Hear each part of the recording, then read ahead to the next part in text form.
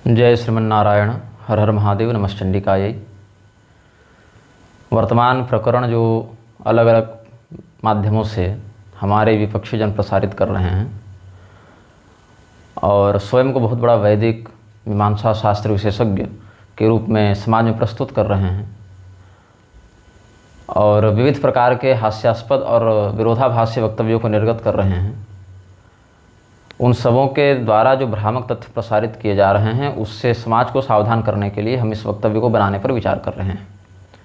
समयाभाव बहुत है और विश्रांति का भी अभाव हो गया है कार्यभार के बढ़ने से, और अंततः इन लोगों ने एक बात कह दी आज हमें कृतघ्न कहते हुए कि हमने अपने गुरु का तिरस्कार किया। इनके जो पक्ष है उसके आधार पर जब हमारा शाक्ताभिषेक हो रहा था तो हमारे गुरुजी ने मांस इत्यादि का व्यवहार करने के लिए कहा उसमें, जो कि कामाख्या में वामार्गी परंपरा भी है, और हमने मना कर दिया। क्यों मना कर दिया? क्योंकि वितृष्णा जो है मांसादि के व्यवहार से हमें होती है। भगवान मनु ने परिसंख्या इत्यादि का उपदेश करते हुए या न मांस भक्षणे दोषो इत्यादि जो वचन हैं, तंत्रों में भी वचन प्राप्त होता है, न मांस भक्षण दोषो न मद्ये न च मैथुने। तो तात्पर्य है कि मांस भक्षण और मद्य मैथुन इत्यादि में दोष कहाँ है? आसक्तिपूर्वक उस कर्म को व्यसनात्मक दृष्टि से करने में दोष है, और वहाँ पर उनके ग्रहण का भी जहाँ विधान प्राप्त होता है वहाँ निवृत्ति ही उसका प्रधान हेतु है। जब हमने अपूर्व विधि और नियम विधि की बात कही थी तो इन लोगों ने मेरा बड़ा उपहास किया, मेरा बड़ा तिरस्कार किया। उपहास और तिरस्कार क्यों किया? क्योंकि इन्होंने कहा कि अश्वमेध आदि का जो विधान है वो अपूर्व विधि में आता है। नियम विधि किसे कहते हैं? नियम विधि की शास्त्रोक्त परिभाषा जो है, जैसे किसी कार्य में हमने किसी क्रिया का उपदेश किया, लक्ष्य को बिना बदले, उसी के अंतर्गत ऐसे विधान जिनका स्पष्ट उपदेश नहीं किया गया है किंतु उसके अंग में वो अनिवार्य हैं। जैसे पुरोडाश निर्माण के लिए यवादि का जहाँ प्रयोग होगा वहाँ पर यव का शोधन, प्रवपण इत्यादि तो उसके अंतर्गत आ जाएगा। तो ऐसे विधान जो लक्ष्य को बिना भटकाए उसी विधान की पूर्ति करें किंतु उनका स्पष्ट अलग उल्लेख न हो, इस प्रकार का भाव नियम विधि के लिए प्रयुक्त करते हैं। और जहाँ पर बहुत से विकल्प प्राप्त होते हों वहाँ अन्य के निषेध के साथ एक का ग्रहण करना परिसंख्या में आता है।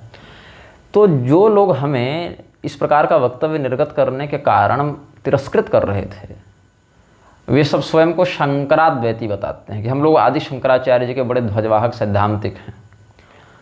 लेकिन जब पूरी शंकराचार्य जी के वक्तव्यों को हमने प्रस्तुत किया तो ये पूरी शंकराचार्य जी का विरोध नाम लेकर मुखर होकर करने का साहस नहीं करते, क्योंकि पूरी शंकराचार्य जी ने क्या कहा? यही कहा कि यहाँ पर श्रौत यज्ञों में भी जहाँ उन्होंने स्पष्ट श्रौत यज्ञ शब्द का प्रयोग किया है, वह चलचित्र, वह वक्तव्य भी हमने सार्वजनिक किया, किसी ने हमें भेजा था वो, और यूट्यूब में भी वो तो उसी की लिंक भेज दी थी हमें।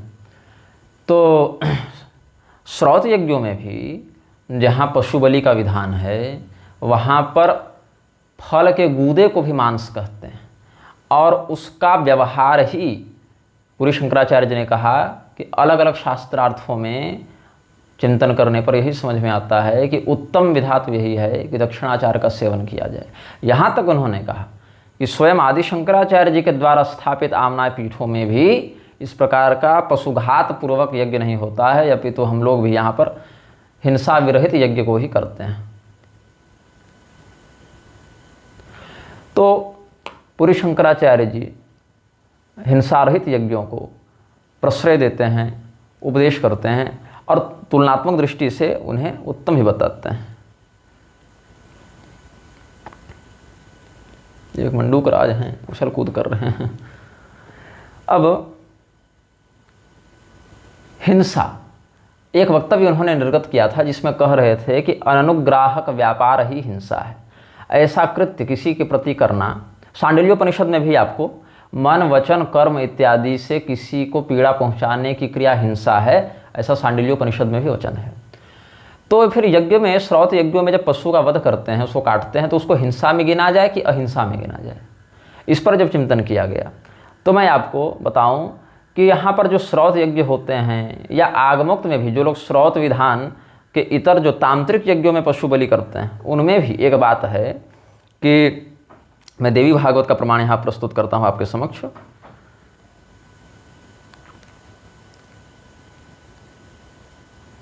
देवी भागवत में यह कहते हैं कि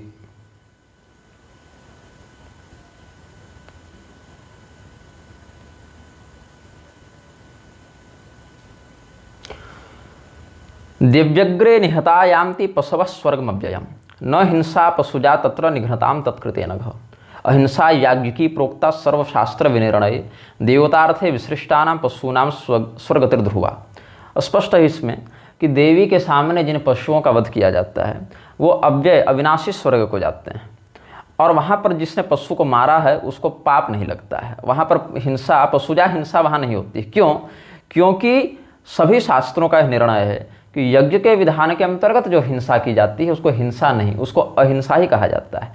इसमें अनुग्राहक व्यापार और अनुग्राहक व्यापार यही भेद है।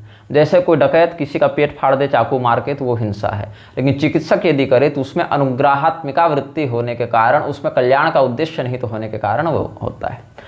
अब यदि ये कुतर्क करता है कोई कि अगर इतना ही कल्याण करके उस पशु को स्वर्ग भेज रहे हो तो अपने बाल बच्चे माता पिता को क्यों नहीं काट देते, तो उसमें यह कारण है कि माता पिता को काटने की, बच्चे को काटने की विधि प्राप्त नहीं होती है।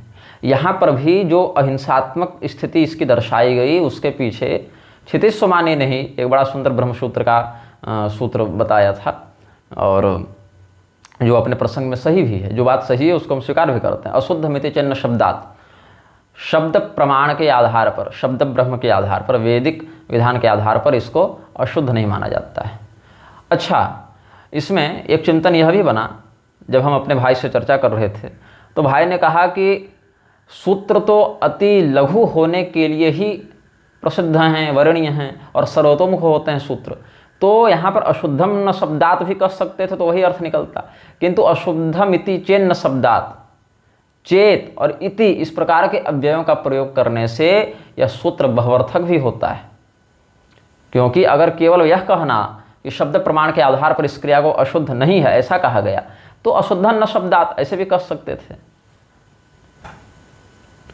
अस्तु, अब हम यहाँ ये कहते हैं कि अगर माता पिता पुत्रादि के बलिदान का विधान प्राप्त होता तो वह भी निर्दुष्ट होता, लेकिन यहाँ पर ऐसा कोई प्रमाण प्राप्त नहीं होता है। पुनश्च जो मनुष्य रूप में जो स्थित हैं माता पिता इत्यादि, वो अपने उद्धार का साधन करने में समर्थ हैं, किंतु अन्य पशु इत्यादि नहीं हैं। इसीलिए करुणापूर्वक उनका आलभन करके, उनका वध करके, यज्ञ के माध्यम से उनको इस शरीर से मुक्त करके दिव्य शरीर में पहुँचाने की बात है।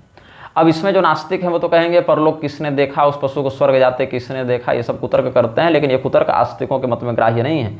क्योंकि यज्ञ विधान जिन देवताओं के लिए, चाहे इंद्रिय भूतात्मा देवता हों, चाहे स्वर्गस्थ कोई साकार विग्रहधारी देवता हों, उनके निमित्त किया जाता है, और दोनों ही स्थिति में वो अलक्षित ही हैं, अदृष्ट ही हैं, परोक्ष ही हैं, प्रत्यक्ष नहीं हैं।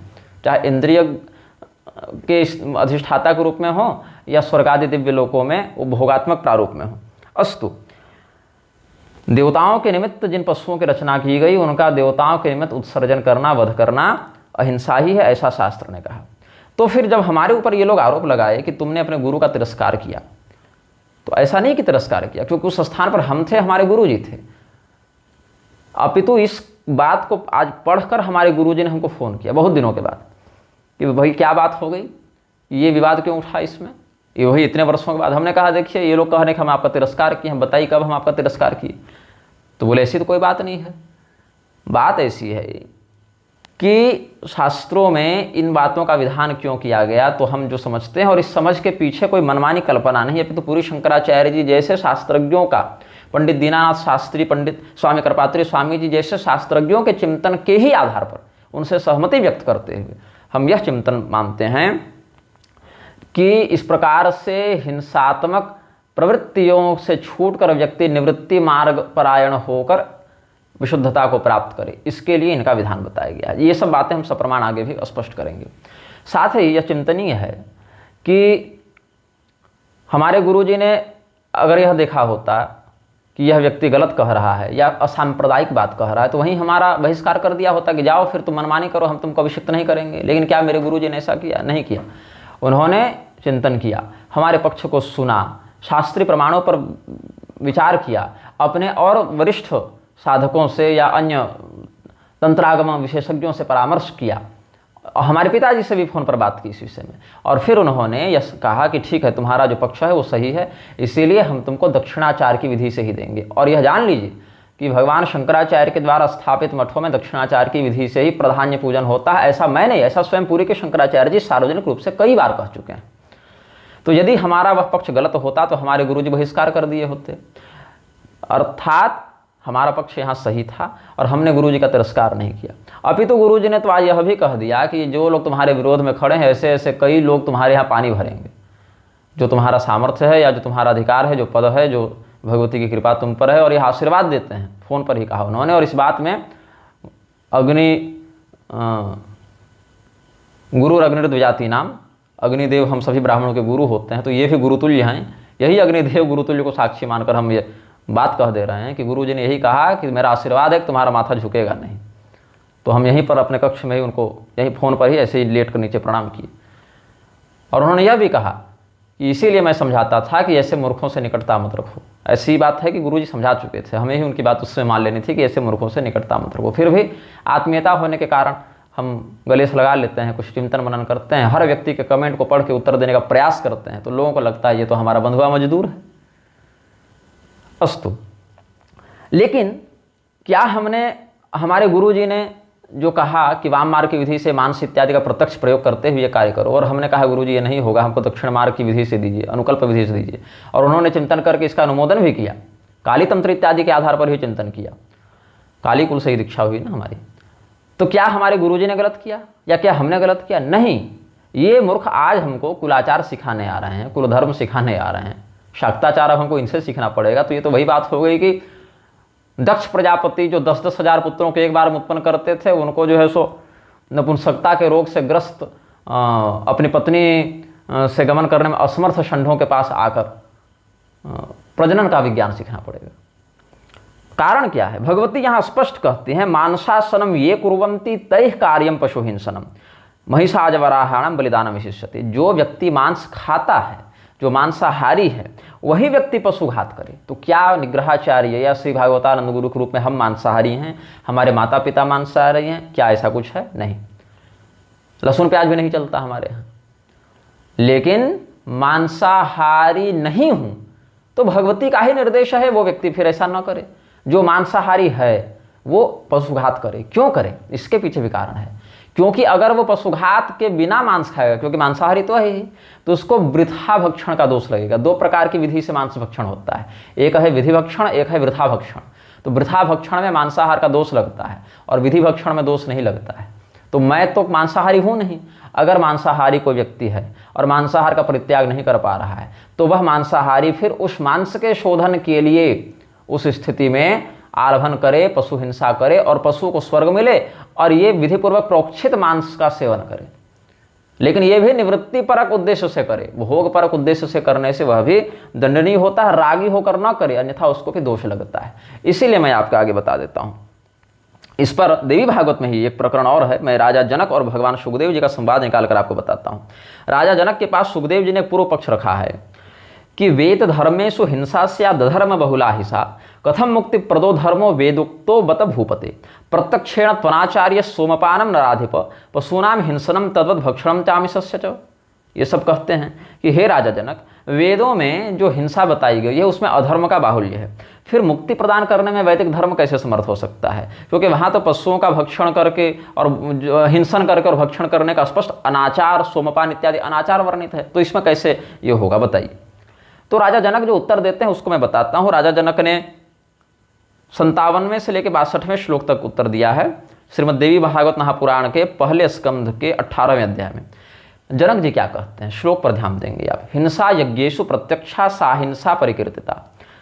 सा हिंसा में संधि है ना, अहिंसा शब्द है वहाँ। उपाधि योग तो हिंसा नान्य थेति विनिर्णय, कि यज्ञों में जो हिंसा दिखती है वो वस्तुतः अहिंसा ही है, लेकिन बाहर से उसका स्वरूप देखने से उसमें हिंसा की उपाधि का अनुभव होता है। तत् यथा चिमधन संयोगा दग्नो धूम प्रवर्तते तद वियोगा तथा तस्मिन् निर्धूमत्वम विभाति वे। जैसे आप अग्नि जलाइएगा तो ईंधन का संयोग होने से अग्नि के साथ साथ धुआं भी उठता है, तो तो धुआं का संसर्ग कब तक है वहाँ पर, धुएं की उपस्थिति कब तक है वहाँ पर, जब तक वहाँ पर ईंधन की स्थिति है और ईंधन के माध्यम से अभिव्यक्त अग्नि की स्थिति है। अग्नि में धूम जो है वो कब तक है, जब तक ईंधन का उसको प्राप्त हो रहा है ईंधन का बल। तो अहिंसा च तथा विद्धि वेदोक्ता मुनिसत्तम, हे महर्षि, हे मुनिसत्तम, हे सुखदेव जी, उसी प्रकार से वेद में बताई अहिंसा को भी जानो। लेकिन वो अहिंसा किनके लिए है? जो निष्प्रिय हैं, जो वैरागी हैं, जो कर्मानुबंध से स्वयं को परे मान चुके हैं, जो ऐसा अनुभव कर चुके हैं, उनके लिए। जो व्यक्ति रागी है, कर्मफल प्रेप्सु है, वह व्यक्ति क्या है, उसमें हिंसा का ही फल प्राप्त करता है। इसलिए वेदों में जहाँ पशु यज्ञ का विधान है, वहाँ निष्प्रिय होकर अगर उस कर्तव्य को किया जाए तो अहिंसा है। लेकिन कर्मफल प्रेप्सु होकर अगर रागपूर्वक उसको किया जाए तो उसके लिए वह हिंसा ही है। ऐसा राजा जनक ने सुखदेव जी को उत्तर दिया है। रागिणाम सापि हिंसैव निष्पृहाणाम न सामता अरागेण च यत्कर्म तथा अहंकार वर्जितम अकृतम वेद विद्वांसः प्रवदन्ति मनीषिणः। अहिंसा क्यों है? अकृता हिंसा या सा अहिंसा, जो हिंसा की नहीं गई उसको अहिंसा कहते हैं।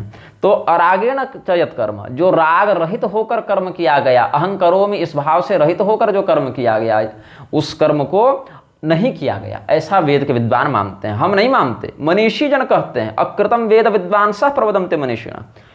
लेकिन यदि राग पूर्वक किया गया तो वह हिंसा ही है। रागिणाम सापि हिंसैव निष्पृहाणाम न सामता।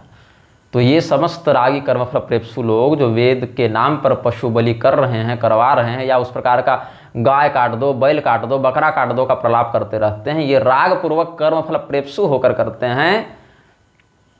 इसीलिए इनको हिंसा का ही दोष लगेगा, ऐसा हम समझते हैं।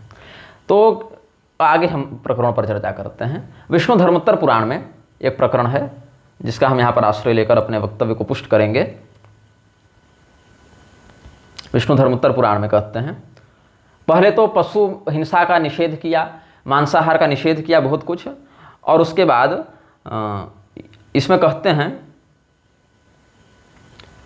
या असंस्कृतान पशून मंत्रैर नाद्याद विप्रः कथंचन, जो पशुओं को बिना मंत्र के मारा गया हो, असंस्कृत हो, जो अशुद्ध हो, उनको ब्राह्मण न खावे, मंत्र से संस्कृत करके ही उनको विधि पूर्वक ग्रहण करे। या वेद विहिता हिंसा न सा हिंसा मतायतः, क्योंकि वेदों में जो हिंसा बताई गई है उसको शास्त्र हिंसा नहीं मानते, अहिंसा ही मानते हैं। क्यों? क्योंकि औषध्य पशवो वृक्षास्त्रियम च पक्षणस्तथा यज्ञार्थम निधनम प्राप्त प्राप्नुवन्त्युच्छ्रुताः पुनः। औषधि, पशु, वृक्ष, त्रिजग, जंतु, पक्षी इत्यादि जो यज्ञ के निमित्त मारे जाते हैं, वह पुनः दिव्य रूप से पुनः उद्भूत हो जाते हैं। इसीलिए मधुपर्के च यज्ञे च पितृदैवत कर्मणि अत्रैव पशवो हिंसा नान्यत्रेति कदाचन। इसलिए मधुपर्क विधान में, यज्ञ विधान में और श्राद्ध इत्यादि कर्मों में पशु की हिंसा करना अहिंसा ही मानी गई है, क्योंकि विधानोक्त है। इसके अलावा कहीं मारोगे तो दोष लगेगा। ईश्वर्थेषु पशुन हंति वेद तत्वार्थ विद्विजा। इसलिए वेद के तत्वार्थ को जानने वाले ब्राह्मण इन्हीं कार्यों में पशुओं को मारते हैं। इसका अर्थ क्या है कि वेदों को जानने वाले रहस्यवेत्ता दोनों प्रकार के विधानों को पुष्ट करते हैं, सम्मत करते हैं। एक, जहाँ प्रत्यक्ष पशुघात इन कर्मों में किया जाता है वह भी मान्य है, और जहाँ प्रत्यक्ष पशुघात नहीं किया जाता है वह भी मान्य है। मांसाशी व्यक्ति प्रत्यक्ष पशुघात पूर्वक भक्षण करेगा, और अमांसाशी निरामिष व्यक्ति अन्न रस इत्यादि के माध्यम से उसको करेगा, क्योंकि जो जिसको खाता है उसी से देवता का आहार पुष्ट होता है। यह भी शास्त्र सिद्ध वचन है, कोई हम अपने मन से कल्पना नहीं कर रहे हैं। इसीलिए वृथा मांस जो है उसका भक्षण न करे। वृथा तो मांसम पुरुष समश्नन प्रयात विप्रा नरकम सुघोरम निबर्हणम गर्हितमेव जंतोर मांसश्च तस्मात् परिवर्जनीयम।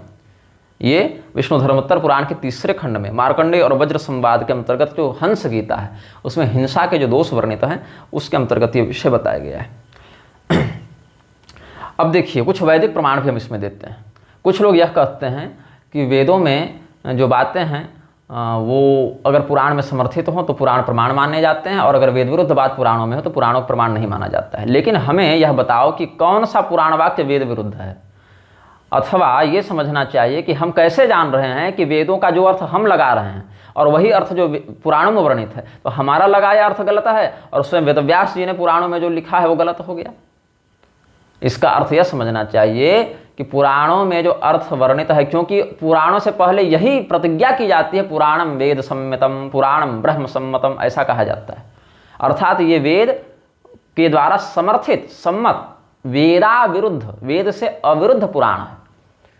तो इसका अर्थ यह समझना चाहिए कि हम अपने मन से जो वेद का तात्पर्य समझ रहे हैं, पुराण से अगर वो नहीं मिल रहा है, इसका अर्थ है कि हमारा ही लगाया अर्थ गलत जा रहा है। पुराण के अर्थ का अनुशीलन करके ही वेदार्थ चिंतन करना चाहिए, यह हमारा पक्ष है और यह पक्ष दृढ़ता से रहेगा। किसी को मानना है चाहे नहीं मानना है, वो तुम्हारा निजी विषय है, तुम्हारी निजी समस्या है। हम ठेकेदारी नहीं लिए हैं तुमको संतुष्ट करने की। शतपथ का जो वचन है आप देखें, यदा पिष्टान्यथ लोमानि भवन्ति से लेके और दारुण एवं तरही भवती दारुणम इत्यास्थि, यहाँ तक ध्यान देंगे तो अर्थ क्या है। अन्न को जब पीसा जाता है, आप भी स्वामी जी इसको सुनिएगा, है ना।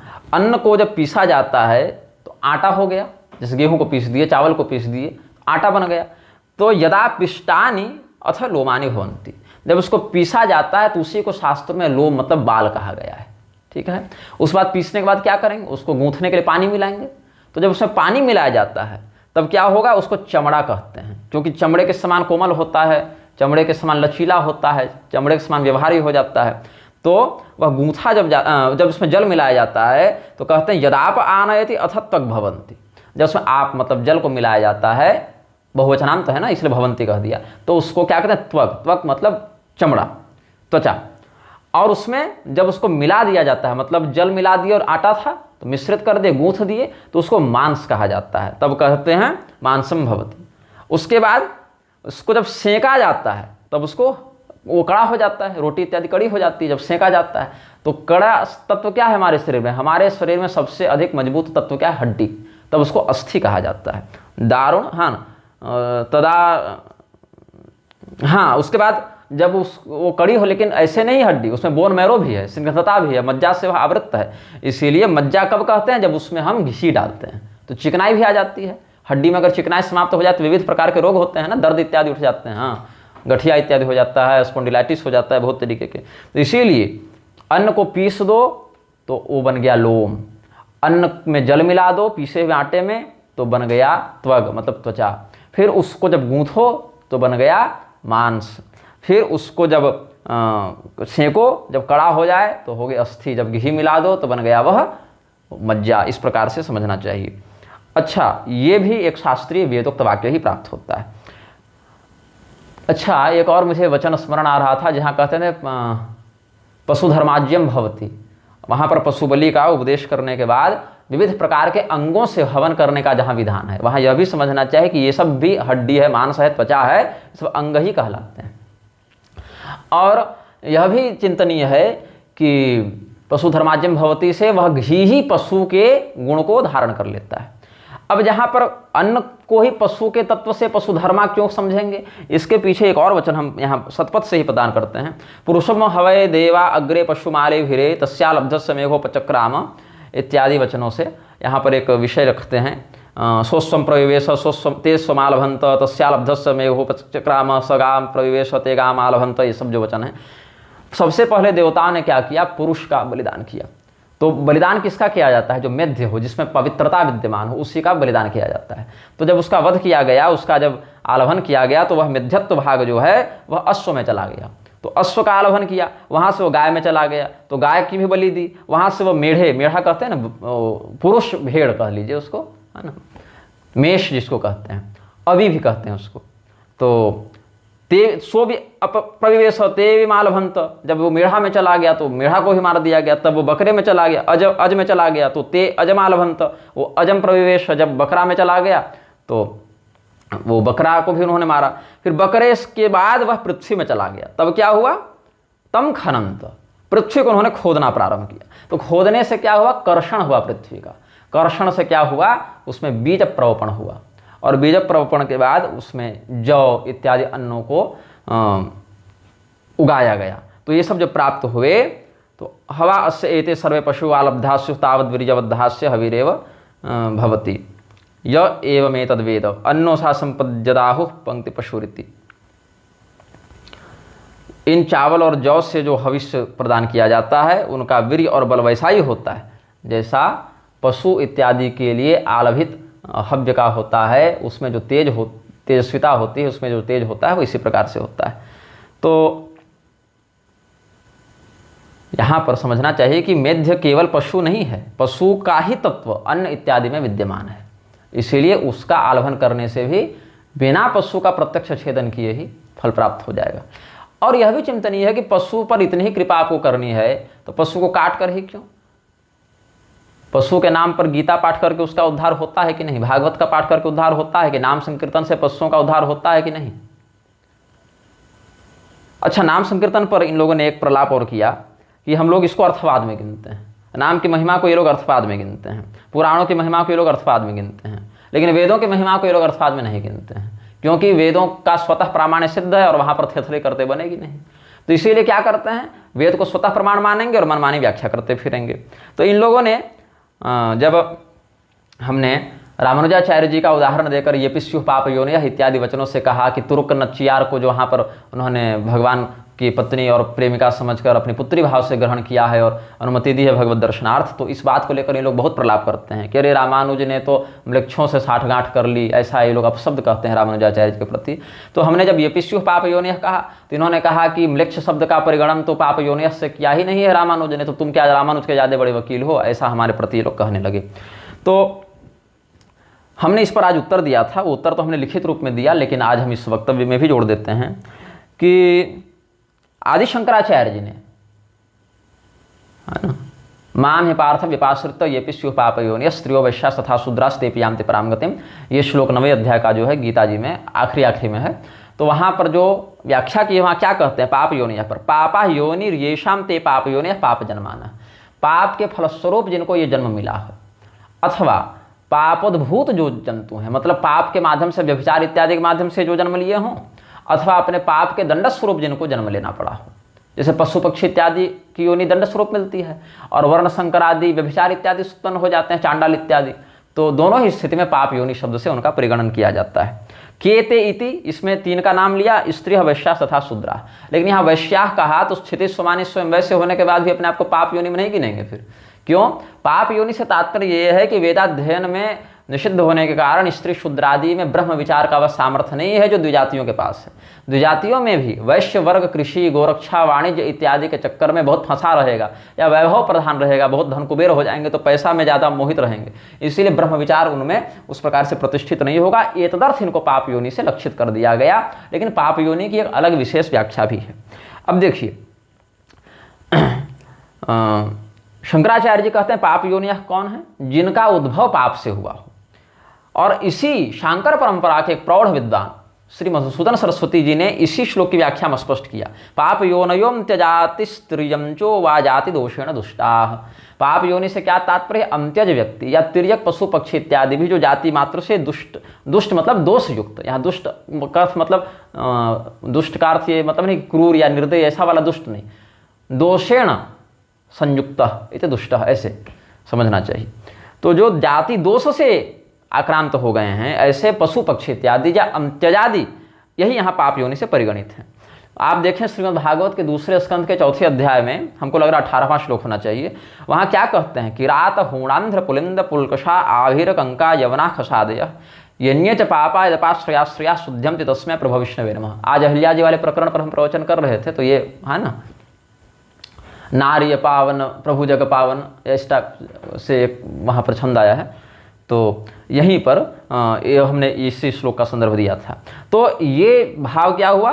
यन्य च पापा यपाश्रयाश्रया, इससे सिद्ध है किरात हूण पुलिंद पुलकस आभीर कंक यवन खस इत्यादि जो अंत्यज या म्लेच्छ जातियाँ हैं, जो पाप योनियाँ हैं, वो भी भगवान का स्मरण करके भगवान की शरण में आकर शुद्ध हो जाती हैं, उनका भी उद्धार हो जाता है। ये यहाँ कहने का तात्पर्य है। और रामानुजाचार्य जी ने श्लोक की व्याख्या में क्या लिखा था? स्त्रियो वैश्या शूद्राश्च पापयोनयोपि मां व्यपाश्रित्य पशु पराम गतिम यान्ति। तो यहाँ क्या कहा? स्त्रियो वैश्या शूद्राश्च, स्त्री वैश्य और शूद्र।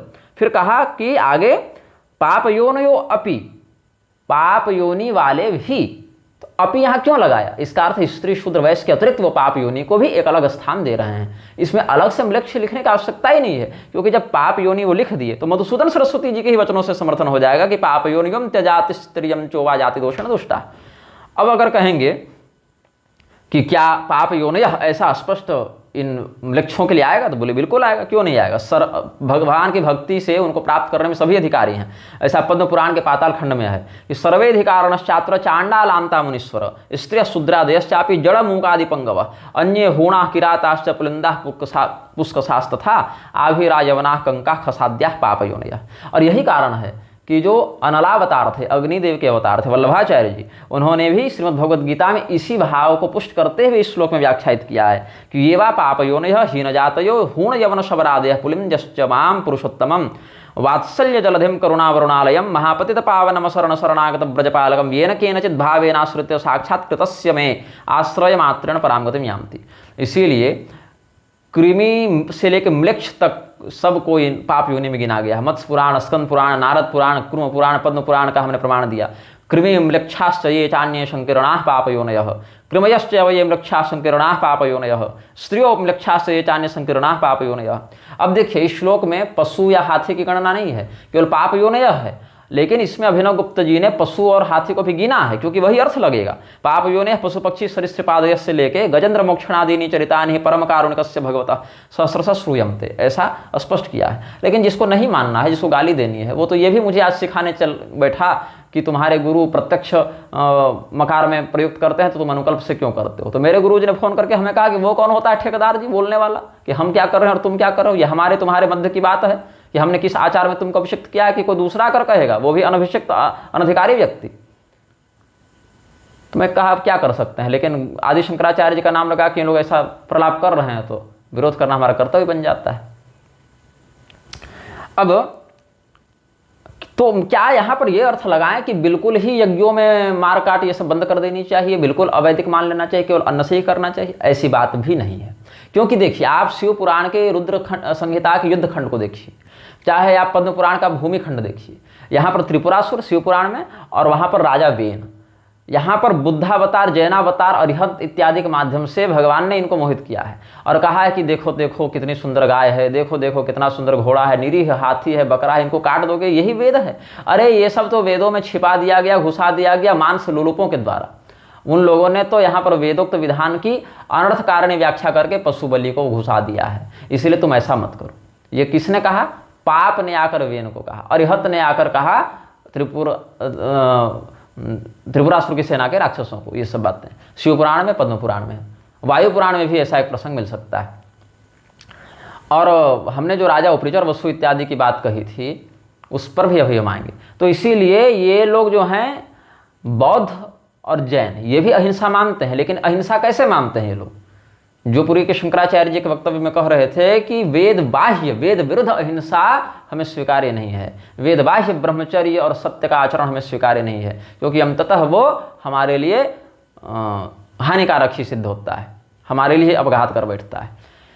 तो बौद्ध और जैन क्या मानते हैं कि पूर्णतया वैदिक विधान में यज्ञ होना ही नहीं चाहिए, इस प्रकार का कोई पशु यज्ञ होना ही नहीं चाहिए, ये सर्वथा गलत है, ये तो पाखंडियों ने कर दिया। अच्छा, पाखंडी शब्द से वो वेद का खंडन करने वाले स्वयं है ऐसा नहीं मानते, मतलब जो पशु यज्ञ करता है वो पाखंडी ऐसा मान लेते हैं।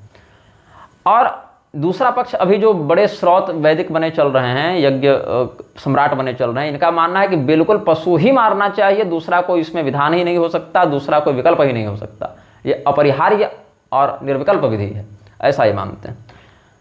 तो ये दोनों ही मेरे मत में श्रुति के तात्पर्य को यथोचित रूप में प्रस्तुत नहीं कर रहे हैं, क्योंकि इसमें एक और पक्ष है कि वेदों में हिंसात्मक और अहिंसात्मक दोनों विधि से, मतलब हिंसा तो नहीं है, वो अहिंसा ही कहलाएगी, वेदोक्ता हिंसा भी अहिंसा ही है, लेकिन प्रत्यक्ष पशुघात पूर्वक या अन्नादि के माध्यम से दोनों ही विधान से यज्ञ को किया जा सकता है और किया जाता था, और जिन्होंने किया उनको यज्ञ रहस्यवेत्ता, वेद रहस्यवेत्ता ही कहा गया। इस विषय में कुछ और प्रमाणों पर हम चिंतन करते हैं। सबसे पहले हम आपको स्कंद पुराण का धर्मारण्य खंड का एक प्रमाण देंगे। यह कथा बहुत विस्तृत है। यहाँ इंद्र सूर्य का प्रकरण है, जो जैन था, जैनियों के प्रभाव से उस राज्य में क्या हुआ, वेदोक्त यज्ञ बंद कर दिए गए और ब्राह्मणों को बहुत प्रताड़ित किया गया। तो ब्राह्मणों ने कहा कि भाई हम लोग को तो ये आजीविका, ये सब व्यवस्था भगवान श्री रामचंद्र जी ने दी हुई है। तो जो राजा था उसने तमक कर कहा, कौन राम और कौन हनुमान, अगर हैं तो हमारे सामने लेकर आओ, और अगर तुम सिद्ध कर देते हो कि ये सब कुछ हैं तो हम तुम्हारे वैदिक धर्म का अनुसरण करेंगे, और अगर तुम ऐसा सिद्ध नहीं कर पाते हो तो हम तुम्हें जैन मत में दीक्षित कर लेंगे। तो वहाँ पर राजा ने भी यही सब जैनियों वाले कुतर्क दिए हैं कि देखो गोमेध और ये सब नहीं करना चाहिए, ये सब स्पष्ट कहता है वो कि छोटे छोटे प्राणियों तक को जहाँ नहीं मारने का विधान है, जहाँ अहिंसा का विधान है, कथम यूजम प्रवर्त तद्वे विप्रा हिंसा परायणा। अच्छा, पाठक स्मरण करेंगे कि हमने अमृत वचन पुस्तक में एक पंक्ति लिखी थी। पंक्ति का भाव यही है जो हम बोल रहे हैं, पंक्ति की शब्दावली कुछ हो सकती है, जहाँ हमने कहा था कि वैदिक बलि में, वैदिक विधान में मंत्रों का प्रयोग करके पशु को मारा जाता था, शस्त्रों का प्रयोग नहीं होता था। हालांकि शस्त्रों का प्रयोग भी विहित है, सामित्र कर्मादि शस्त्र के बिना हो नहीं सकते, लेकिन मेरा यह कहना कि वेद मंत्रों का प्रयोग करके बिना शस्त्र के भी जंतु को वेदोक्त विधान में मारा जा सकता है, इस बात के कारण हमारा बहुत तिरस्कार हुआ, बहुत उपहास किया। लेकिन हमारे हृदय में यह दृढ़ विश्वास था कि यह मेरा कथन बिल्कुल शास्त्र सम्मत है। और भगवत कृपा से भगवान वेदव्यास जी को बार बार धन्यवाद, अपने श्री गुरुचरणों को, अग्निदेव को बार बार धन्यवाद कि इन्होंने ये प्रमाण हमारे सामने उपस्थित किया, जिसको हम प्रमाण मानते हैं और मेरे लिए इतना पर्याप्त है। शास्त्रीय वाक्य के आधार पर इतना हमारे लिए परलोक में भी बहस करने के लिए पर्याप्त है, चाहे ये लोग प्रमाण माने या न माने, क्योंकि ऐसे भी ब्रह्म राक्षस तो पुराणों को मानते नहीं, जानते नहीं। तो कोई ब्रह्म राक्षस ही होगा जो पुराणों को अप्रमाणित कहेगा। तो कहते हैं ये ब्राह्मण कि अहिंसा परमो धर्म सत्यमे तत्वयोदितम परम तथापि धर्मोस्ति शृणुष्व एकाग्र मानस, कि अहिंसा तो परम धर्म है, ऐसा तुमने ठीक ही कहा, किंतु उसका उल्टा जो हिंसा है वो भी धर्म है। कैसे, उसको ध्यान से सुनो। या वेद विहिता हिंसा सा न हिंसेति निर्णय शस्त्रेणा हन्यते यच्च पीड़ा जंतुषु जायते।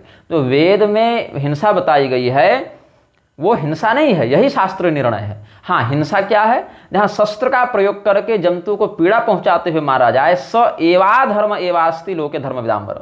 हे धर्म को जानने वाले राजन, सामनीति प्रयोग करना है। अरे निर्लज, अरे मूर्ख कह देंगे तो मामला बिगड़ेगा, उसको समझा के कहना है। तो आप तो धर्म को जानते ही महाराज, धर्म को तो यही कहता है कि वेदों में जो हिंसा बताई गई है वो विधानोक्त वेदोक्त हिंसा होने से अहिंसा ही कहलाई है। हिंसा क्या है, जहाँ पर शस्त्र का प्रयोग करके जंतु का हनन किया जाए। लेकिन हम लोग ऐसा नहीं, हम लोग क्या करते हैं, वेद मंत्रेर विहंजमते बिना शस्त्रेण जंतवा। शस्त्र का प्रयोग किए बिना ही हम लोग वेद मंत्रों के माध्यम से उस जंतु को मार देते हैं, जिससे उसको पीड़ा नहीं होती।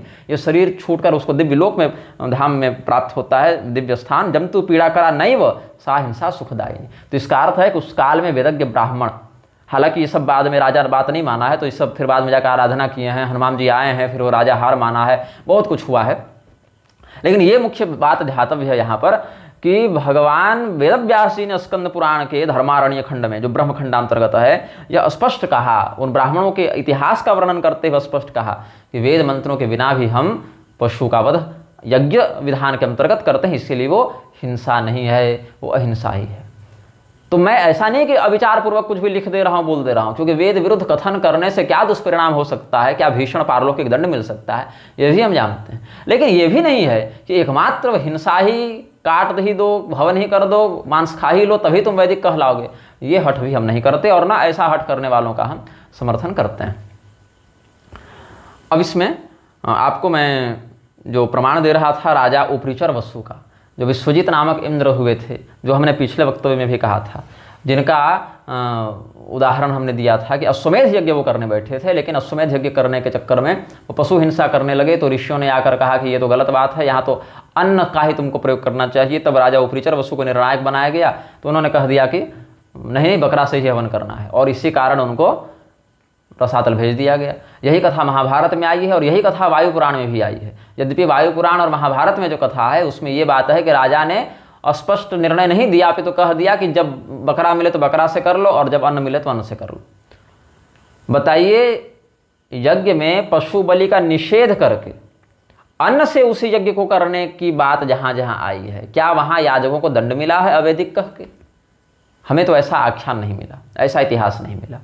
लेकिन जिसने हठपूर्वक अन्न का निषेध करते हुए बकरे को काटने की बात कह दी, उसको वेद रहस्य वेत्ता ऋषियों ने दंडित कर दिया। इसका अर्थ है कि अवश्य ही हमारे आपके इस तुच्छ मस्तिष्क में जो बात इस युग के कारण नहीं आ पा रही है, उन दिव्य ऋतंभरा प्रज्ञा से युक्त ऋषिगण उन विधानों को भी जानते थे और वेद सम्मत मार्ग से जानते थे। इसीलिए उस इतिहास की उपेक्षा करके जब हम देख रहे हैं आँख के सामने, शास्त्रीय दृष्टि हमें प्राप्त है अपने गुरुजनों की कृपा से कि राजा उपरिचर वसु रसातल गए, तो क्यों जानबूझ के उसी पातक का आश्रय लेना है? और किसी और को लेना है तो ले, लेकिन वो हमें विवश नहीं कर सकता। हमारे पास अर्वाचीन काल से लेकर प्राचीन काल तक के आचार्यों का बल प्राप्त है। हम ये नहीं कहते कि आप मत काटिए, आप काट सकते हैं, काटिए, आपको यज्ञ के विधान में उस प्रकार की निष्ठा कीजिए, लेकिन आप ये नहीं कह सकते हैं कि तुम भी काटो, या ये नहीं कह सकते हैं कि तुम अगर पशु हिंसा नहीं करोगे यज्ञ में तो तुम्हारा यज्ञ ही अपूर्ण होगा या अवैधिक हो जाएगा। ये आप नहीं कह सकते, क्योंकि यदि आप ये कहते हैं तो आपको पुरी के शंकराचार्य जी से लेकर और उन तत्ववेत्ता ऋषियों तक सबको एक सिरे से इस पक्ष में अवैधिक मानना पड़ेगा। तो इनमें से कौन कौन व्यक्ति कब कब नरक गया है, इसका कम से कम शास्त्रीय प्रमाण ही होना चाहिए। ये तो अद्भुत बात हो गई ना कि वेद रहस्यवेत्ता ऋषियों ने दंड दे दिया राजा उपरिचर को, जो प्रत्यक्ष पशु हिंसन का समर्थन कर रहे थे। फिर कर्म फल का क्या औचित्य रहा कि जो व्यक्ति वेद की बात कहे वो भी जब नरक चला जाएगा और ऋषि ही उसको दंडित करेंगे, तो फिर वेदों की बात कोई क्यों करे? फिर तो संसार अवैधिक हो जाएगा ना। तो क्या यही आप उदाहरण सिद्ध करना चाहते हैं यहां पर? अब हम आपको विष्णु धर्मोत्तर इत्यादि से बता ही चुके, स्कंद पुराण से ही एक आपको हम रहस्य बताते हैं। स्कंद पुराण में एक आपको हम बताते हैं कि ये सब यहाँ आया कैसे, ये सब विधान आया कैसे। देखिए, जिसको प्रमाण नहीं मानना है, चाहे वो आर्य समाजी हो, चाहे रामभद्राचार्य हो, चाहे आजकल के भड़के हुए मीमांसक हों, पुराण को नहीं मानना है तो हम तो कहते हैं तुम पुराण को छुओ ही मत। हम तो कहते हैं पुराणों का स्पर्श करने वाले को, अगर वो पुराणों को अप्रामाणिक मानकर स्पर्श करता है तो हाथ ही काट देना चाहिए, क्योंकि अशुद्ध ही करेगा। जैसे वेद को अप्रमाण मानने वाला व्यक्ति अगर वेद का अध्ययन करेगा तो दुर्गति करेगा, वैसे पुराण को अप्रमाण मानने वाले तुम लोग पुराण पढ़ोगे भी तो दुर्गति ही करोगे। तो अच्छा है कि हाथ ही काट दिया जाए तुम लोग का। तो देखिए, वही राजा जो उपरिचर वसु का प्रकरण है स्कंद पुराण के वैष्णव खंड में, उसके 2-3 अध्याय के आगे का प्रकरण आप देखेंगे तो विषय स्पष्ट होगा, ये सब आई कहाँ से बातें। तो ये पूरा अध्याय इसी पर है, जिसमें प्रधान विषय हम आपको स्पष्ट करेंगे। भगवान दुर्वासा के शाप से श्री विलुप्त हो गई थी, समुद्र मंथन इत्यादि बाद में करना पड़ा था, तो देवराज इंद्र श्री भ्रष्ट हो गए थे। अब जब श्री ही नहीं रही तो सब कुछ की कांति, उर्वरता, ऐश्वर्य सब नष्ट होने लगे, अन्न उगना बंद हो गया, वर्षा होनी बंद हो गई। तो क्या हो गया? क्वान्नम क्वान्नेति जलपंतः छुच्छामाश्च निरोजस। अब देखिए, ये बोल कौन रहे हैं, लिख कौन रहे हैं और सुन कौन रहे हैं? वक्ता अगर गलत हो, जैसे रावण अब किसी बात में, जैसे अकंपन चला गया रावण को बहकाने, विद्युन्माली चले गए रावण को बहकाने और कह दिया कि तुम इतने बड़े राजा हो भाई, तुम सीता के सामने हाथ जोड़कर क्यों प्रणय याचना करते हो, कर दो बलात्कार। तो रावण ने कहा कि मैं ऐसा करूंगा तो मेरा माथा फट जाएगा, हमको ऐसा शाप है। अब यद्यपि भगवती सीता का मान मर्दन करने में वो ऐसे भी समर्थ नहीं था, लेकिन फिर भी अकंपन के कहे वचन को तो हम वहां पर शास्त्र प्रमाण के रूप में उद्धृत नहीं कर सकते हैं ना कि ऐसा कर देना चाहिए। तो वक्ता कौन है, श्रोता कौन है, अनुमंता कौन है, इन सभी बातों का विचार करके ही किसी पक्ष को धर्म या अधर्म समझना चाहिए। तो मनुस्मृति में भी ऐसे वचन मिलते हैं, मांस भक्षण के समर्थन में, याज्ञिक हिंसा के समर्थन में, पुराणों में मिलते हैं, रामायण में मिलते हैं, बहुत ऐसे वचन मिलेंगे। लेकिन अहिंसा परक वचन भी मिलते हैं। तो अहिंसा परक वचनों को सर्वथा उपेक्षित करते हुए केवल हिंसात्मक पक्ष को ही प्रधानता देना तुम कर सकते हो, हम नहीं कर सकते, हम एक पक्षीय चिंतन नहीं कर सकते। अब यहाँ पर यह देखा जाए कि बोल कौन रहे हैं? कुमार कार्तिकेय बोल रहे हैं। कुमार कार्तिकेय कोई मूर्ख पिशाच नहीं है, सुब्रह्मण्यम है, परब्रह्म है। भगवान मनु जो हमारे अगले होने वाले हैं सावरणी, उनको धर्म का उपदेश किया जा रहा है ताकि अच्छे मनु के रूप में वो अपना कार्यकाल निभा सके। मनु को ही धर्म का ज्ञान नहीं रहेगा तो मानवीय सभ्यता का निर्देशन कौन करे? इसलिए मनु को सुना जा रहा है ये सब विषय, ताकि जब भविष्य में आपको मानवीय धर्मशास्त्र और वैदिक मर्यादा का उपदेश करने का अवसर मिले तो उसमें किसी प्रकार का भ्रम आपके मन में न हो, क्योंकि मनु के विरुद्ध जाकर तो अन्य स्मृतियां भी अप्रमाण कोटि में ही परिगणित होने लगती हैं। इसलिए मनु को भी बहुत निष्पक्ष और निर्भ्रांत चित्त होकर व्याख्यान करना पड़ेगा ना। और इसका लेखन कौन कर रहे हैं? वेदव्यास जी। तो भगवान वेदव्यास, सावरणी मनु और स्कंद भगवान हमारी आपकी प्रज्ञा की कल्पना शक्ति से भी बहुत ऊपर के वेद रहस्यवेत्ता है ना।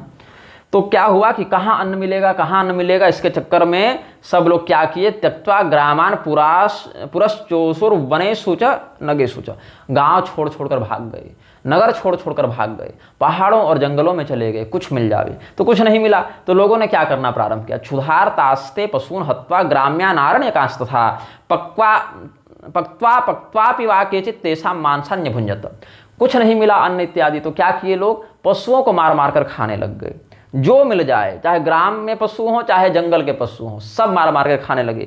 कुछ को पका कर खाते, कुछ को कच्चे खा जाते, क्योंकि खाने के लिए कुछ बचा ही नहीं है तो क्या खाएं।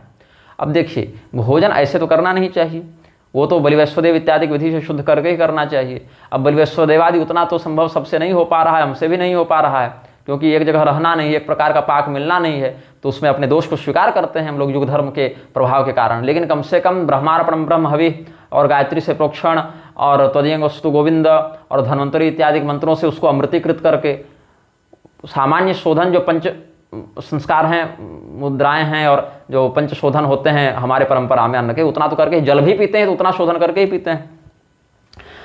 तो क्योंकि अन्न जैसा खाएंगे वैसा मन बनेगा, तो जल भी अगर जा रहा है तो वो कम से कम 5 शोधन मंत्रों का प्रयोग करके ही ग्रहण करें तो कम से कम कुछ बुद्धि सुधरे, ऐसा ही भाव रखना चाहिए। तो क्या हुआ, जो विद्वान मुनिजन थे वो तो ऐसा कर नहीं रहे थे। ये हिंसा कांड कौन कर रहे थे? सामान्य मनुष्य कर रहे थे। और सद्धर्म का पालन करने वाले विद्वान मुनि ऐसा नहीं कर रहे थे। विद्वांसो मुनयश्चाथ ये वै सद्धर्मचारिण म्रियमाणा क्षुधा थापि नाशनम त पललानि, तो पलल कहते हैं मांस को। तो मर जा रहे थे भूख के मारे, लेकिन ये लोग मांस खा नहीं रहे थे। और मरने के समय आपद धर्म लागू हो जाता है, जहाँ विकल्प न बचे। तब क्या किया गया? ये तो जवान जवान ऋषियों का हाल था। तब इनके वृद्ध ऋषियों ने, गुरुजनों ने क्या किया? भूख से मरते अपने शिष्यों को देखकर दयावश एक विकल्प बताया। अकेले नहीं बताया, मनुभिः सह वेदोक्तम आपद धर्म अवोधयन्। मनु महाराज के, और मनु एक नहीं अपितु समस्त मनुओं का जो मत है, उन समस्त मनुओं के चिंतन के आधार पर वेदों में जो आपद धर्म बताया गया उसका इन्होंने बोध कराया। मुनयः प्रायशस्तत्र क्षुधा व्याकुलितेन्द्रिया परोक्षवाद वेदार्थान विपरीतान प्रपेदिरे। जो यहाँ पर भूख प्यास से व्याकुल चित्त वाले ऋषिगण थे, उन्होंने वेद के अर्थ में विपरीतार्थ प्रयोग करना प्रारंभ किया। क्या कहते हैं? अर्थम चायादि शब्दाना मुख्यम छागादि में होते। उल्टा अर्थ क्या किया? जहाँ अज का अर्थ 3 वर्ष प्राचीन बीज था, जो महाभारत में, स्कंद पुराण में, वायु पुराण में ही भी प्रसिद्ध है, और आयुर्वेद के ग्रंथों में भी जो बात मिलती है, वहां पर विपरीत अर्थ लगाने लगे कि नहीं नहीं, अज तो यहाँ बकरे को कहा गया है। तो बुधोश्चाथते प्राहुर यज्ञान कुरुत भोद्विजा, तो इसीलिए यहाँ पर इसका अर्थ बकरा लगा और बकरे से युक्त यज्ञ करना प्रारंभ करो। क्योंकि या वेद विहिता हिंसा नसा हिंसास्ति दोषदा, क्योंकि वेदों में जो हिंसा बताई गई है वह दोषदायिनी हिंसा नहीं है। इसीलिए, और अकेले नहीं खाना, तो देवता पितर को अर्पण करो, और इसीलिए फिर मेध्य पशुओं को मारो। उद्देश्य देवान पितृश्च ततो घृत पशुन शुभान। और जब प्रोक्षित हो जाएगा, देवता पितर को निवेदित कर लिया जाएगा, तो जो बच जाए उसको उदर पोषण के लिए, मात्र शरीर रक्षण के लिए उसको ग्रहण करो। हाँ, इसमें यह बात है कि अगर शरीर पुष्ट हो गया तो फिर अन्यथा वृथा मांस भक्षण करने के लिए, जीव को तृप्त करने के लिए मत खाओ। जहां पर कोई विकल्प ही न बचा हो, वहां पर मांस खाना ही अगर प्राण रक्षण के लिए अनिवार्य हो, तब इन यज्ञों में अज शब्द का अर्थ बीज न लेकर बकरा लेना पड़ेगा, और वहां बकरा काट कर यज्ञ करना पड़ेगा, और उसको फिर खाना पड़ेगा, देवता और पितर को साक्षी मानकर, पहले उनको भाग देकर। तो यहाँ पर विधानोक्त हो जाने से फिर इसको हिंसा दोष नहीं लगेगा। तो कौन कौन से यज्ञ ये लोग करने लगे? कौन कौन से बोले? गोमेधम अश्वमेधम च नरमेधम मुखान मखान चक्रुर्यज्ञावशिष्ठानि मांसानि बहुजुश्चये। गोमेध, अश्वमेध, नरमेध, जहाँ गाय काट दो और बैल क्या काट दो, घोड़ा काट दो, मनुष्य काट दो, ये सब यज्ञों करने लगे और मांस का भक्षण करने लगे। इसमें भी नरमेध करके जो मांस भक्षण इत्यादि करते हैं, पुरुषा पुरुषमेधेन यजन्ते, ये सब जो है ना, भागवत महापुराण के 5म स्कंध के अंतिम अध्याय में देख लेना, उनको नरक जाना पड़ता है। वो भी विधानोक्त होने के बाद भी कल्याणकारी मार्ग नहीं है, उसका भी दुष्परिणाम ही भोगना पड़ता है। और फिर श्राद्ध इत्यादि में भी अब बड़े बड़े यज्ञ करने में असमर्थ हो गए, तो ये लोग बाद में इसको आजीविका बना लिए कि नहीं तो हम तो यज्ञ जब भी करेंगे तो पशु काट के ही करेंगे, भले अन्न उपलब्ध हो, हम जब भी। और बिना यज्ञ के भी कुछ लोग मांसाहार करने लग गए। तब उनको निवृत्त करने के लिए कहा कि जब मांस खा ही रहे हो तो कम से कम वेदोक्त मार्ग से यज्ञ करके खाओ। तो जो लोग आपद धर्म के कारण मांसाहार प्रारंभ किए और याज्ञिक विधान को उसमें सम्मिलित किया, ऐसे लोगों ने फिर कुछ पथभ्रष्ट हो गए, तो कहा कि जब भी यज्ञ होगा तो बिना मांस के नहीं होगा। अथवा कुछ लोग फिर उसको बिना यज्ञ के भी मांस भक्षण करने लग गए, तो निवृत्ति के निमित्त उनको फिर उसमें प्रेरित किया गया कि ठीक है, बिना यज्ञ के मत करना। फिर क्या किए? महायज्ञ सुसक्तास्तु पितृन उद्देश्य भूरिशः निहत्य श्राद्धेषु पशून् मांसान्यादांश तथा दयन। बिना दया के ही ये लोग निर्दयता पूर्वक ही, जो बड़े बड़े यज्ञ नहीं कर सकते थे, भूख तो उनको भी लगती थी, तो श्राद्ध के नाम पर पितरों को चढ़ाने के लिए वो सब करने लगे।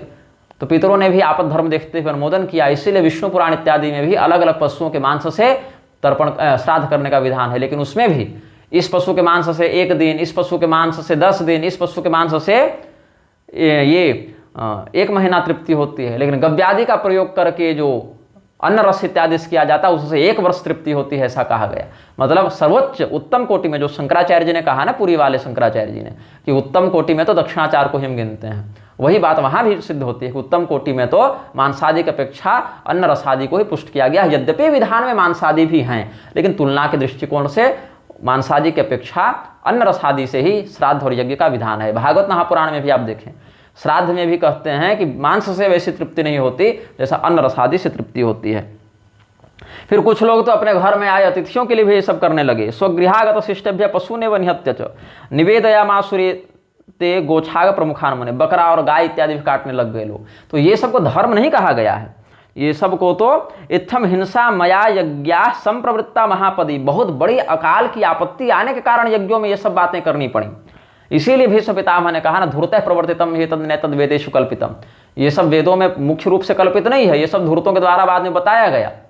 विकल्प विधान तो पशु बलि विकल्प है, मुख्य विधान तो अन्न रस इत्यादि का प्रयोग करना ही है। तो ये सब क्या कहते हैं, इसमें धर्म जो है वो कैसा है, अधर्म पंचसाखी जो आभास पूर्वक होता है ना, वही यहाँ स्थित है।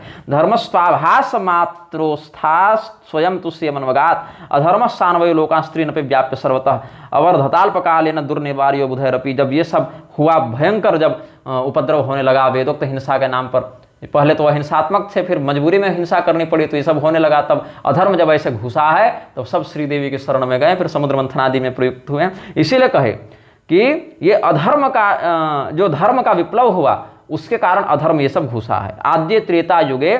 और इसमें क्या किए ये लोग, यही मार काट कर देना ही धर्म है, ये सब को बताने वाले ग्रंथों को भी लिखने लगे। यही सब आजकल के मीमांसक लोग भी इसी प्रवृत्ति में लगे हैं ना, कि नहीं यही होगा यही होगा, मार ही के खा जाओ।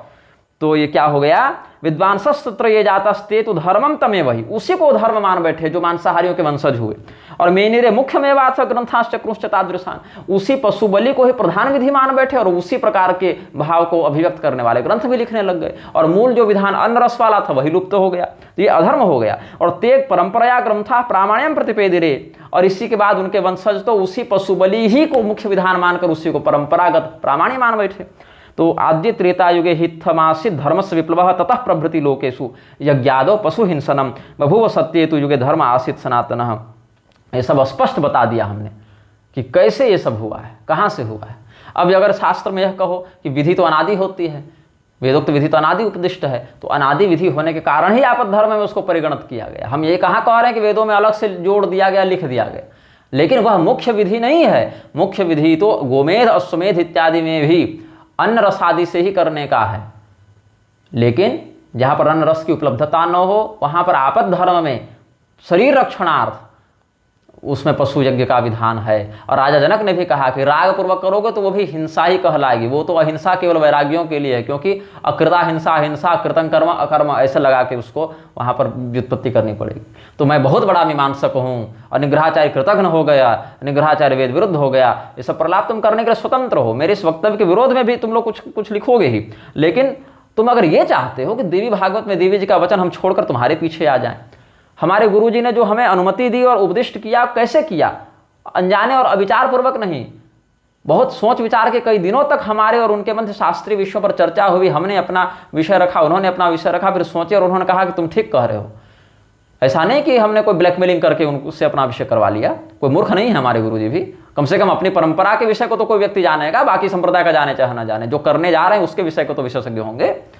और पूरी शंकराचार्य जी भी इस बात का अनुमोदन करते हैं, करपात्री स्वामी जी भी करते हैं, दीनानाथ शास्त्री जी भी करते हैं, लेकिन हर बात पर उनके ग्रंथों का प्रमाण देने वाले कि देखो हमारे शंकराचार्य जी ने ऐसा कहा, हमारे धर्म सम्राट ने ऐसा कहा, श्री सनातन धर्मालोक में ऐसा लिखा है, ये सब वचनों को उपेक्षित करके, तिरस्कृत करके और आज केवल मार के खा ही जाओ पशु को और यही वेदोक्त विधा है, यही अपूर्व विधि है, ऐसा नहीं होना चाहिए। और अगर तुम ऐसा कर रहे हो तो करने के लिए स्वतंत्र हो, हमें गाली दो, चाहे तुम हमें अवैदिक कहो, चाहे तुम हमें नास्तिक कहो, चाहे तुम हमें कृतज्ञ कहो, हम तो यही मानेंगे कि तुम उन्हीं मांसाहारियों के द्वारा प्रवर्तित आपद धर्म को ही जो मुख्य धर्म बना बैठा, ऐसे वेद तत्वार्थ विरहित व्यक्ति की परंपरा में ही तुम आ रहे हो। हाँ, ये अवश्य है कि मारने का भी विधान है, लेकिन जिन्होंने मारने का विधान उपदिष्ट किया ऐसे लोग भी रागी नहीं थे, विरागी थे, इसीलिए उन्होंने वैराग्य पूर्वक ही उसका उपदेश किया है और तुमने राग पूर्वक उसको ग्रहण किया है। इसीलिए उनके लिए जो अहिंसा थी वह तुम्हारे लिए हिंसा है, उनके लिए जो संस्कार था वो तुम्हारे लिए व्यभिचार है। और तुम चाहते हो कि हम वेदव्यास जी के इन पुराणोक्त वचनों को छोड़ दें, हम महाराज उपरिचर वसु के निर्णय के दुष्परिणाम को देखकर भी उस बात को भूल जावें। हम कुमार कार्तिकेय के द्वारा जब बताया जा रहा है, जो कुमार कार्तिकेय स्वयं निग्रह संप्रदाय के एक प्रधान आराध्य है, निग्रहो निग्रहाणाम च नेता तुम सुरनंदना, ऐसा जिनका निग्रहों के भी आप निग्रह करता है, अथवा निग्रहों में जो निग्रह शक्ति है वो आपसे ही प्राप्त है, ऐसा जिनको हम प्रणाम करते हुए कहते हैं, उन कुमार स्कंद की बात को हम भूलकर तुम्हारे पीछे पीछे लग जाए। अरे भाई वही कुमार ना कुमारिल भट्ट बनकर मीमांसा इत्यादि का व्याख्यान करते हैं, जिनके नाम पर तुम लोग उछलते हो तंत्र वार्तिक और श्लोक वार्तिक दिखाकर। तो वही जब कुमारिल भट्ट एक अंश से बनकर आकर ये बात कह दें तो तुम मान लेते हो, लेकिन वही कुमार स्कंद स्वयं स्कंद पुराण में होने वाले मनु को जब ये बात कहते हैं तो तुम इस बात को नहीं मान पाते। ये कैसा तुम्हारा दोगलापन है भाई। तो जिसको जो मानना है माने, लेकिन अगर कोई हमको कहेगा कि जब तुम पशु मार के खाओगे और काटोगे तभी तुम वैदिक कहलाओगे, तो हम कुमार कार्तिकेय की बात को छोड़कर तुम्हारे पीछे नहीं जानेंगे ना। जब देवी जी कह रहे हैं कि जो मांस खाता है वही केवल बलि करे, शाकाहारी लोग ऐसा ना करें, तो तुम्हारे चक्कर में हम जो हैं सो मांस खाने नहीं बैठ जाएंगे। तुम पिशाच हो तो क्या हम भी पिशाच हो गए? ऐसा नहीं होगा। हमने अपने विषय को स्पष्ट बहुत बार किया है, इस बार भी कर दिया है। फिर भी किसी मंदबुद्धि को यदि समझ में नहीं आता है, वह अपनी रक्त शुद्धि पर विचार करे, वह अपने आहार शुद्धि पर विचार करे। और अगर फिर भी कुछ नहीं मानना है तो जैसे कहीं मही समान सधे नुखर अजखल निशाचर भक्षही, राक्षसों की भी समुदाय में बहुत प्रकार से इस बवंडर होता ही रहता था, वैसे ही तुम लोग भी इसी प्रकार से एक परिगणित हो जाओगे। जो लोग वेदों का अनर्थ कर रहे थे उनसे ही वेदों को बचाने के लिए भगवान को बुद्धावतार लेना पड़ा ना।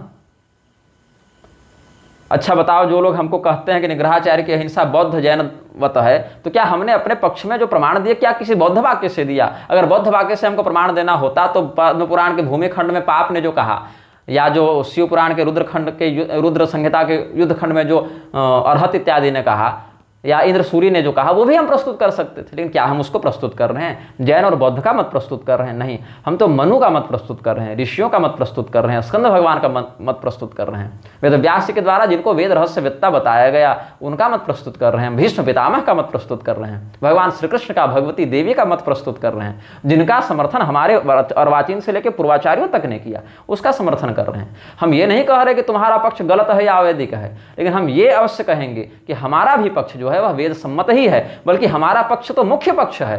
अपवाद और विकल्प में तो तुम्हारा आपद धर्म वाला पक्ष पशुघात के रूप में आया है। और जब श्रुतिबल भी हमें प्राप्त है कि अलग अलग स्थिति को प्राप्त अन्न की अलग अलग लोमास्थि संज्ञा होती है, तो वहां पर हम वेद पुराण और पूर्वाचार्य सम्मत मत का अनुसरण करने के कारण वेद मार्ग पर ही प्रतिष्ठित हैं, अवैदिक नहीं हैं। लेकिन इस बात को असह्य समझते हुए, स्वयं को बहुत बड़ा मीमांसक और वेदज्ञ समझते हुए तुम लोगों ने जो हमारा तिरस्कार किया है, हमारे गुरुजनों का तिरस्कार किया है, हमारे द्वारा प्रमाण के रूप में प्रस्तुत किए गए शास्त्र वाक्यों का तिरस्कार किया है, जबकि हमने तो तुम्हारे वाक्यों को अप्रमाण नहीं कह दिया, लेकिन तुमने तो कह दिया और उन्हें वेदव्यास जी के लिखे स्कंद प्रोक्त वाक्यों को अप्रमाण कह दिया। तो उस स्थिति में तुमने शब्द ब्रह्म की हत्या की है, हमने नहीं की है। इसलिए हम निर्भय हैं, निर्भ्रांत हैं, और अगर तुम हमारा इसमें कुछ बिगाड़ सकते हो तो बिगाड़ लो, इसमें हम क्या कर सकते हैं। जय श्रीमन नारायण, हर हर महादेव, नमः चंडिका जी।